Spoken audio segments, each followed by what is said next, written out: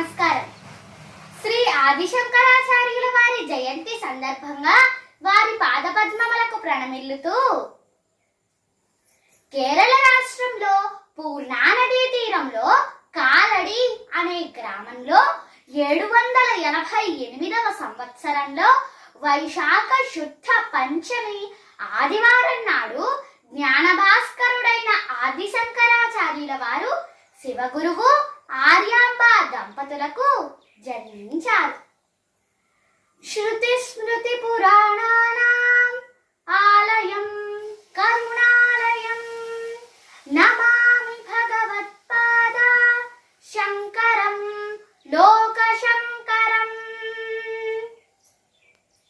శ్రీ ఆదిశంకరాచార్యుల వారు బోధించిన తత్వం అద్వైతం అనగా రెండు కానిది, ఆత్మ బ్రహ్మం ఒక్కటే అనేది అద్వైత మూల సూత్రం. ఇందుకు మౌలికమైన సూత్రాలను శంకరాచార్యుల వారు ప్రస్థానత్రయం అంటే ఉపనిషత్తులు, భగవద్గీత, బ్రహ్మసూత్రాల నుండి గ్రహించారు. అద్వైతం అనే సిద్ధాంతాన్ని మొట్టమొదటిసారి ప్రతిపాదించింది శంకరుల వారే. శంకరుల వారి వివేక చూడామణి అనే ప్రకరణ గ్రంథంలో అద్వైతం గురించి ఏమన్నారంటే,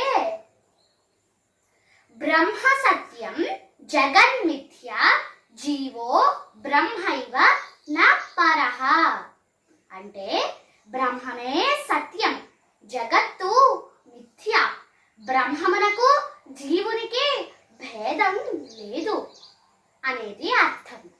శాస్త్రం, యుక్తి, అనుభవం, కర్మలు అనే విషయాలు అద్వైత వేదాంతానికి మూల స్తంభాలు. అద్వైతం ప్రకారం జీవన మార్గంలో జన్మం మొదలు మరణం వరకు సాధన ద్వారా తత్వమసి అనే సత్యాన్ని గ్రహించాలి. అనుభవించేవాడికి అనుభవానికి భేదం లేదని సాధన ద్వారా తెలుస్తుంది. ఇలా బ్రహ్మజ్ఞానాన్ని అనుభవించిన వారే జీవన్ముక్తులు, మహాత్ములు. శ్రీ ఆదిశంకరాచార్యుల వారు వివిధ శాఖలకు చెందిన పండితులను వాదంలో ఓడించి వారిచే తన సిద్ధాంతాన్ని ఒప్పించారు. భగవంతుని నమ్మే వారందరినీ షణ్మత వ్యవస్థలో ఏకీకృతులను చేశారు.